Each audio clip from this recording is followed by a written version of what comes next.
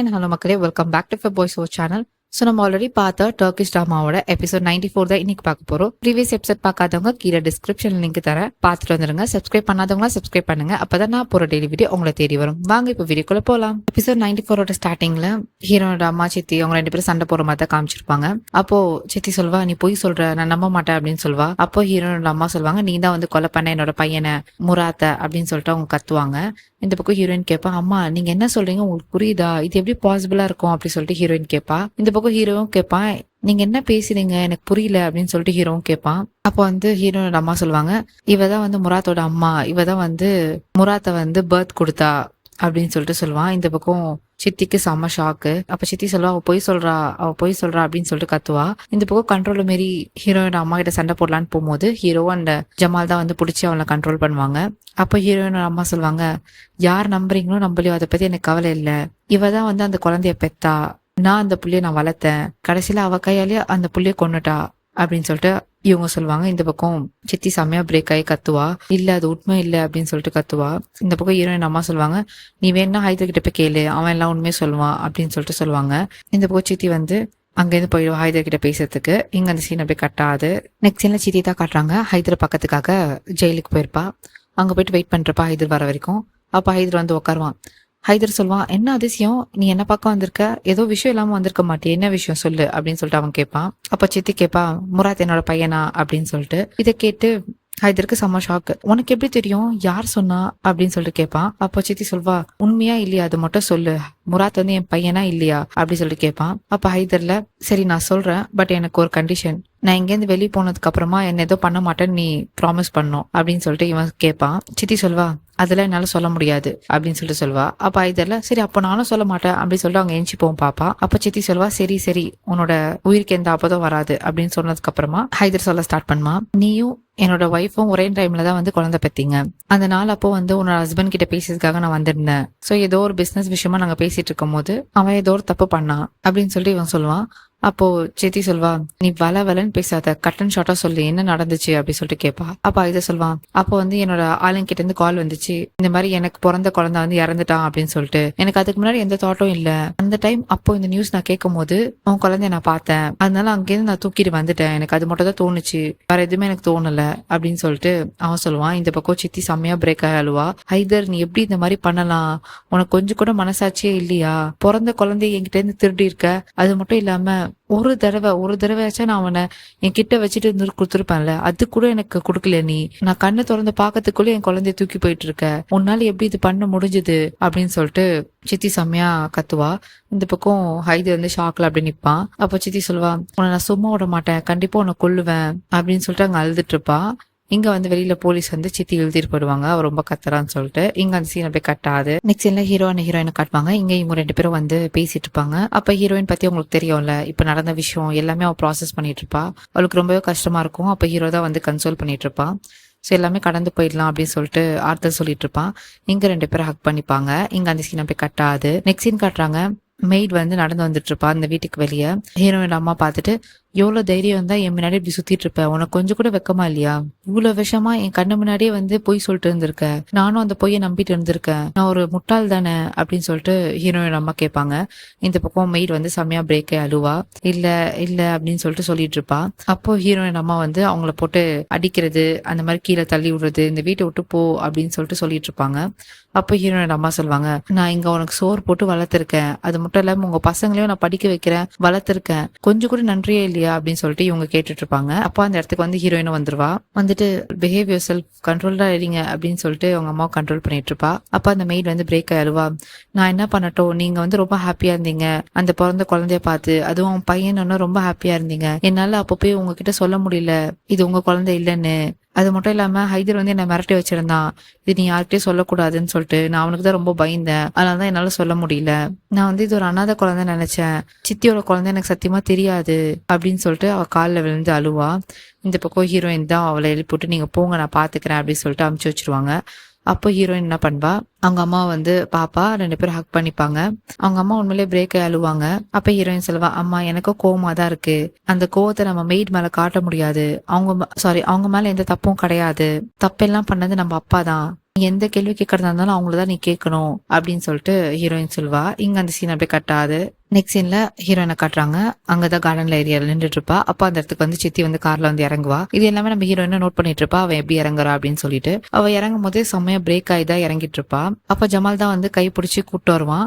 அப்ப ஜமாலுக்கு ஒரு கால் வருதுன்னு சொல்லிட்டு ஜமால் அங்கேருந்து போயிடுவான். இந்த பக்கம் சித்தி தான் வந்து நடந்து வந்துட்டு இருப்பா. அப்போ வந்து முராத் இறந்திருப்பான்ல அந்த கார்டன் ஏரியால, அந்த இடத்த பார்த்துட்டு அவளுக்கு பழைய பிளாஷ்பேக் எல்லாம் போகும்.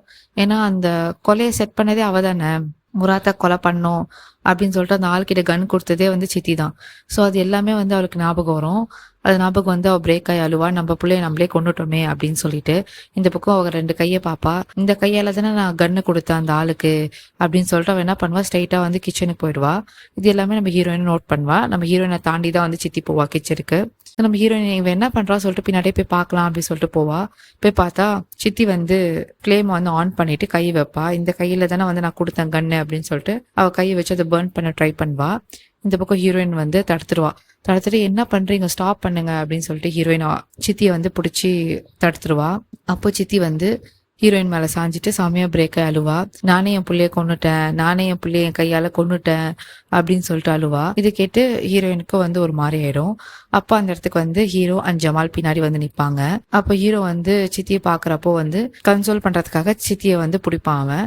இந்த பக்கம் ஹீரோயின் வந்து அங்கேருந்து வெளியே போயிடுவா. வெளியே போயிட்டு நிப்பா. சோ உடனே போக மாட்டா, அங்கேயே வெயிட் பண்ணிட்டு இருப்பா கிச்சனுக்கு வெளியே. சித்தி சொல்லுவாங்க ஹீரோ பார்த்து, ஹைதர் வந்து குழந்தைய வந்து மாத்தி வச்சுட்டான், என் குழந்தை இறந்து போல உயிரோட தான் இருந்திருக்கு இத்தனை நாளா, பட் அது கூட எனக்கு தெரியல, அவனோட ஸ்மெல் தெரியல, அவனை ஹக் பண்ணல, எதுவுமே நடக்கல, இது எல்லாத்துக்கும் காரணம் ஹைதர் தான், அவன் தான் இந்த மாதிரி பண்ணிட்டான், இந்த வழியோட நான் எப்படி நான் வாழ போறேன் எனக்கு தெரியல அப்படின்னு சொல்லிட்டு அவ ஒரு பக்கம் ஹக் பண்ணிட்டாளுவா. இங்க அந்த சீன் அப்படியே கட் ஆகுது. நெக்ஸ்ட் சீன்ல ஹீரோயினை காட்டுவாங்க. அவ வந்து கார்டன் ஏரியால உட்காந்துட்டு இருப்பா. அப்ப ஹீரோ வருவான். வந்த உடனே ஹீரோயின் வந்து ஹக் பண்ணிப்பா. எதுவுமே பேச மாட்டாங்க, ஜஸ்ட் ஹக் பண்ணிப்பாங்க. அப்ப ஹீரோ கேட்பான், நீ எப்படி இருக்க, ஓகேவா இப்போ அப்படின்னு சொல்லிட்டு. அவ சொல்வா, நான் நல்லா தான் இருக்கேன் அப்படின்னு சொல்வா. அப்ப ஹீரோயின் கேட்பா, சித்தி எப்படி இருக்காங்க அப்படின்னு சொல்லிட்டு. அப்ப ஹீரோ சொல்வான், அவங்க இப்போ ஓகேவா இல்ல, பட் ரெஸ்ட் எடுத்துட்டு இருக்காங்க அப்படின்னு சொல்லிட்டு சொல்லுவான். அப்ப ஹீரோயின் சொல்ல ஸ்டார்ட் பண்ணுவா, எப்படி இந்த மாதிரி பர்சன்லாம் இருக்காங்க தெரியல, லைஃப் ஃபுல்லா வந்து கெட்டவங்க சுத்தி இருக்கிற மாதிரியே எனக்கு ஒரு ஃபீலா இருக்கு.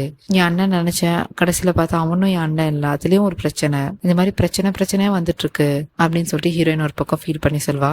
அப்ப ஹீரோ கேட்பான், நான் என்ன பண்ண உனக்காக அப்படி சொல்லிட்டு கேட்பான்.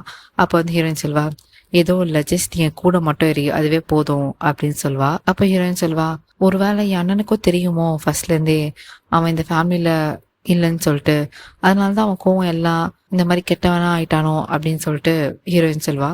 அப்போ ஹீரோ சொல்வான், எனக்கு தெரியல, யாராச்சும் பிறக்கிறப்பவே கெட்டவனா பிறக்குறாங்களா இல்ல அதுக்கப்புறமா கெட்டவனா ஆறானா எனக்கு தெரியாது, எனக்கு ஒண்ணு மட்டும் தெரியும், கெட்டவனா இருக்கிறத வந்து அவங்க சூஸ் பண்றதுதான் அப்படின்னு சொல்லிட்டு ஹீரோ சொல்வான். இங்க 2 பேரும் வந்து கன்சோல் பண்ணிட்டு பேசிட்டு இருப்பாங்க. இங்க அந்த சீன் அப்படியே கட் ஆகுது. நெக்ஸ்ட் சீன்ல தமத் அண்ட் ஜமால தான் காட்டுவாங்க. தமத் அந்த வீட்டுக்குள்ள போலான்னு பாப்பா, பட் ஜமால் பேச மாட்டான் தமத் கிட்ட, லைக் அவாய்ட் பண்ற மாதிரியே இருப்பான், சுத்தமா கண்டுக்கவே மாட்டான்.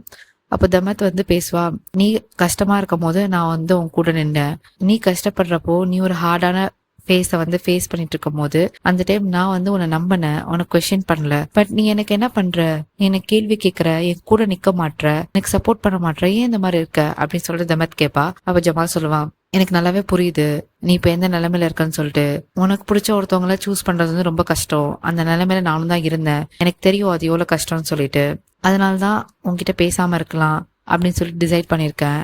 ஏன்னா நானும் பேச போய் உனக்கு நசீர் எவ்வளவு பிடிக்கும், உன் அண்ணன் எவ்வளோ இம்பார்ட்டன்ட் சொல்லிட்டு எனக்கு தெரியும், எங்க 2 பேருக்குள்ள நீ சூஸ் பண்ற மாதிரி ஆயிடக்கூடாது, அதனாலதான் உன்னோட பர்டனை கம்மி பண்றதுக்காக நான் அவாய்ட் பண்ணிட்டு போறேன், எனக்கு தெரிஞ்சு இதான் ஒரு பெட்டர் பிளானா இருக்கும் அப்படின்னு சொல்லிட்டு அவன் அங்கேருந்து கிளம்பி போயிடுவான்.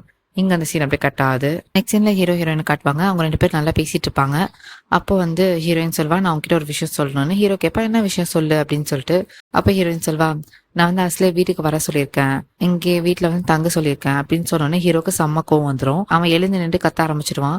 எதுக்கு நீ அவளை வீட்டுல கூப்பிட்ட, அவ்வளவு பண்ணியும் நீ எதுக்காக இந்த மாதிரி பண்ணிட்டு இருக்க அப்படின்னு சொல்லிட்டு அவன் கேட்டுட்டு இருப்பான். இந்த பக்கம் ஹீரோயின் சொல்வா, எனக்கும் புரியுது, நானும் அவன் மேல கோவமா தான் இருக்கேன், எனக்கு தான் கோவமா இருக்கிறதுக்கு உரிமை இருக்கு அதிகமா, பட் நான் அவளை கூப்பிட்டுருக்கேன்னா அதுக்கு ரீசன் இருக்கு, நீ சித்தியோட நிலைமைய பார்த்தல, அவங்க ரொம்பவே கஷ்டப்படுறாங்க, இந்த டைம்ல அவங்க பொண்ணு அவங்க கூட இருக்கணும், அப்பதான் அவங்களால ஹீல் பண்ண முடியும், நானும் நீயும் போய் அவங்க கூட இருக்க முடியாது, அவங்க பொண்ணு சப்போர்ட் அவங்களுக்கு ரொம்ப இம்பார்ட்டன்ட் அப்படின்னு சொல்லிட்டு ஹீரோயின் சொல்லிட்டு இருப்பா. இந்த பக்கம் ஹீரோ, நான் சொல்றது நீ கேட்கவே மாட்டேற, உன் இஷ்டத்துக்கு பண்ணிட்டு இருக்க அப்படி சொல்லிட்டு கத்துவான். அந்த பக்கம் வந்து தமத் கரெக்டா உள்ள வருவா. அப்ப ஹீரோ என்ன பண்ணுவான், தமத்தை பார்ப்பான். 2 பேருமே ஹாய் சொல்லிக்க மாட்டாங்க. இதே பழைய பாண்டா இருந்துச்சுன்னா தமத் அண்ட் ஹீரோ எப்படி ஹாய் சொல்லிப்பாங்க, எப்படி பேசிப்பாங்க நம்மளுக்கு தெரியும். பட் இந்த பக்கம் ஹீரோவுமே வந்து கோவத்துல தான் இருக்கான் போல தமத் மேல. சோ அவன் எதுவுமே சொல்லிக்க மாட்டான். அவன் என்ன சொல்லுவானா, ஹீரோயினை பார்த்துட்டு உன் ஃப்ரெண்ட் வந்திருக்கா, அவர் நல்லா பாத்துக்கோ அப்படின்னு சொல்லிட்டு அவன் அங்கேருந்து போயிடுவான். சோ தமத் கிட்ட எதுவுமே பேசாம இந்த பக்கம் தமத் வந்து கேட்பா, என்னாலதான் பிரச்சனை ஓடிட்டு இருக்கா உங்க 2 பேருக்கும் அப்படி சொல்லிட்டு கேட்பா. சோ இங்க வந்து ஹீரோயின் சொல்வா, இல்ல இது உன்னை பத்தி இல்ல, இது ஒரு வேற விஷயம், அதை பத்தி விடு, நீ வந்து உட்காருவா நம்ம பேசலாம் அப்படி சொல்லிட்டு பேசிட்டு இருப்பா. அப்ப தமத் கேட்பா, இங்க இருக்கவங்களுக்கு யாருக்குமே என்ன பிடிக்கல அப்படி சொல்லிட்டு கேட்பா. அப்ப ஹீரோயின்ல அதெல்லாம் எதுவும் இல்ல, நம்மளுக்கு வந்து மேரேஜ் பிளான்லாம் வந்து ப்ரிப்பேர் பண்ணும், அதுக்கு நீ தான் எனக்கு ஹெல்ப் பண்ண போற, நீ இல்லாம நான் ரொம்பவே கஷ்டப்படுவேன், ஸோ நீ வந்து எனக்கு ஹெல்ப் பண்ணு அப்படி சொல்லிட்டு ஹீரோயின் சொல்வா. இந்த பக்கம் தமட்ல, நான் இங்க இருக்கிறது யாருக்குமே பிடிக்காது, என்னால எப்படி ஹெல்ப் பண்ண முடியும் அப்படி சொல்லிட்டு கேட்பா. அப்ப ஹீரோயின் சொல்வா, யார் என்ன வேணும் நினைச்சுக்கிட்டோம், அதை பத்தி எனக்கு கவலை இல்ல, நீ என் கூட தான் இருக்க இங்கேயே அப்படின்னு சொல்லிட்டு அவ சொல்வா. இங்க அந்த சீன் அப்படியே கட்டாது.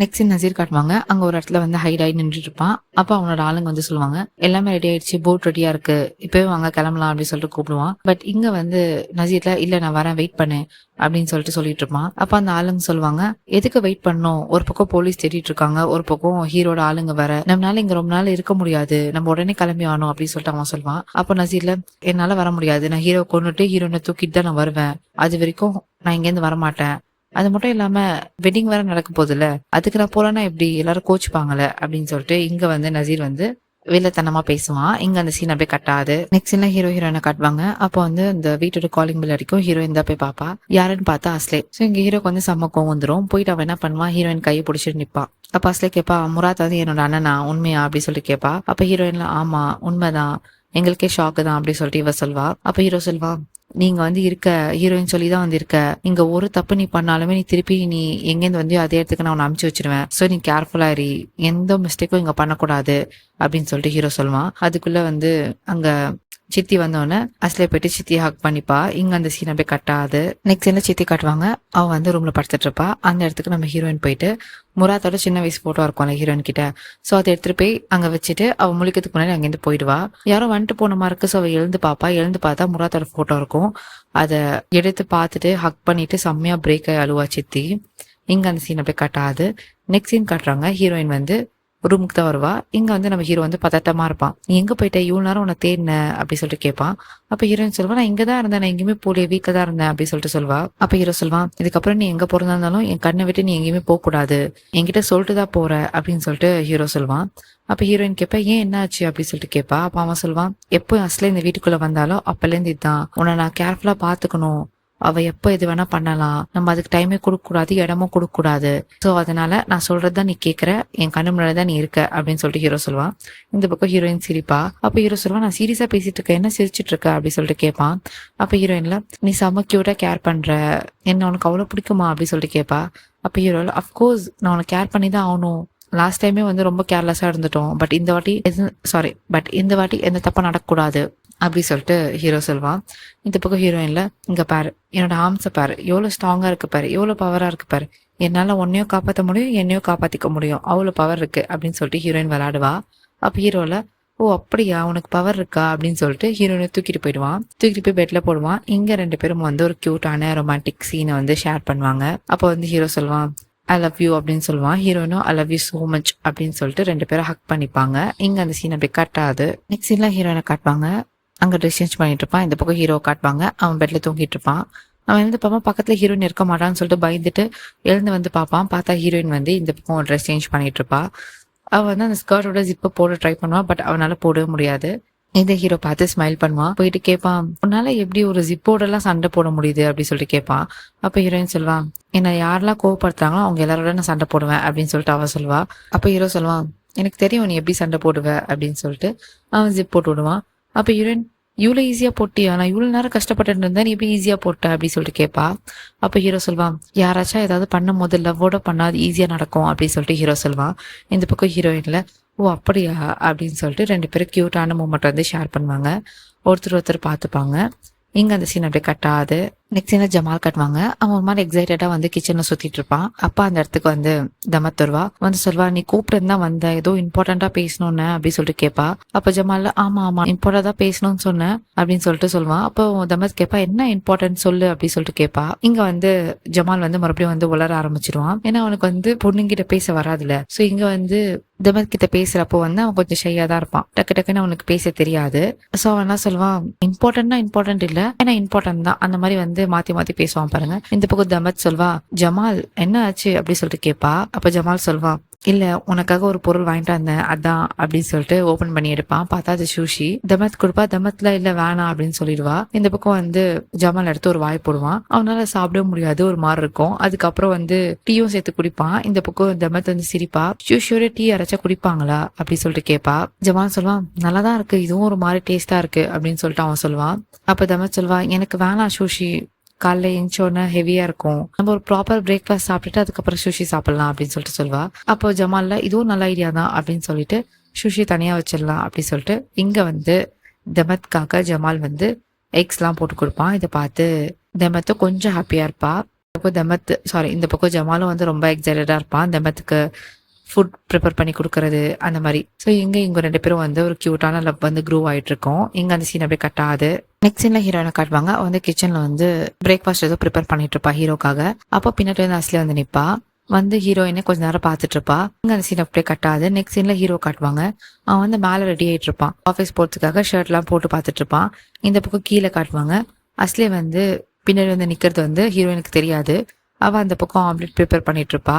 அப்போ அஸ்லி என்ன பண்ணுவா, ஸ்லோவா வந்து சவுண்டு போடாம நைஃப் எடுத்துட்டு வந்து நிப்பா ஹீரோயின் பின்னாடி. உங்களுக்கு தான் அஸ்லியை பத்தி தெரியும்ல, அவளுக்கு எவ்வளவு கோவம் வரும்னு சொல்லிட்டு. ஸோ ஹீரோயினை பார்க்கும்போது கொன்னுடலாம் அப்படின்னு சொல்லிட்டு அவன் நைஃப் எடுத்து நிப்பா. இந்த பக்கம் ஹீரோ கரெக்டா கீழே வரலான்னு சொல்லிட்டு வருவான். இந்த பக்கம் அஸ்லி வந்து ஹீரோயின் பின்னாடி நைஃப் எடுத்துட்டு நிப்பா. பட் ஹீரோயினுக்கு தெரியாது. இங்க episode 94 completed. Thank you so much for வாட்சிங் மை வீடியோ கைஸ். எபிசோட் 95 நான் நெக்ஸ்ட் வீடியோல அப்லோட் பண்றேன். Keep supporting me, keep loving me. See you in the next video. Bye bye.